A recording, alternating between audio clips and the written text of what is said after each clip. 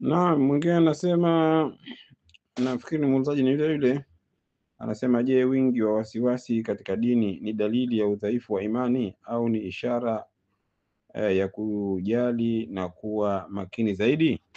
Jawabu ni kama vile nilivyosema kwamba huu wasiwasi kwanza umesema wasiwasi unakuwa na sababu mbili kubwa, ama maradhi ya nafsi au inakuwa ni shetani.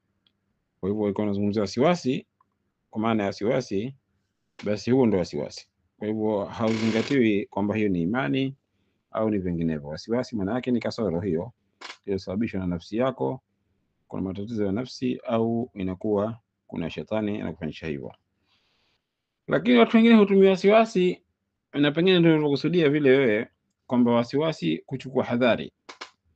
Yani kuna kuchukua hadhari katika dini, la hauta fi din. Hii ni jambo zuri na ni katika imani, kwa sababu limeamrishwa na Mtume sallallahu alaihi wasallam, mpaka maulama akaweka kanuni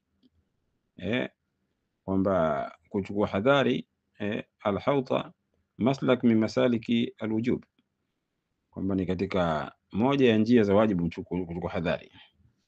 Na kuchukua hadhari, kwa mfano, ikiwa kwa mfano kuna rai mbili za maulama, moja kitu kama kwa mfano tu, moja inakuwa wamekubaliana kwamba inafaa, ya pili umetofautiana.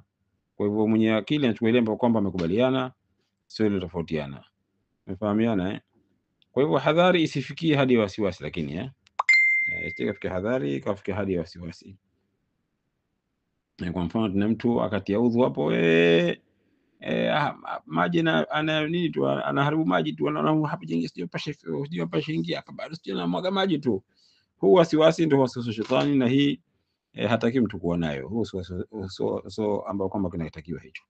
Lakini kwa ni wasiwasi, kwa maana kuchukua hadhari, hiyo Mtume sallam kama alivyosema katika hadithi zake, wa ittaqa shubuhati faqad istabra ali dini, yule ambaye kwamba atajikinga na mambo ambayo kwamba na utatanishi, basi huyo dini yake ameitakasa. Kwa hivyo wasiwasi namna hii unatakiwa, tunaita wasiwasi Kiswahili, lakini huo si wasiwasi. Hiyo ndio kuchukua hadhari. Na katika hadithi nyingine Mtume akasema kwamba albirru man sharaha lahu sadruk wal ithma haka fi sadrik, kwamba wema ni yule ambao kwamba anakuwa nafsi yako, moyo wako unafunguka, unaona raha, unatulia, najua huu ni wema huu. Lakini ubaya ni upi? Dhambi ni ile ambayo kwamba katika nafsi yako mwenyewe unaona kuna uzito fulani, nafsi haitulii. Kwa hivyo huu ni pia watu huita wasiwasi, lakini hii ni kuchukua hadhari, moyo unakuwa unakwambia. Mfahamiane.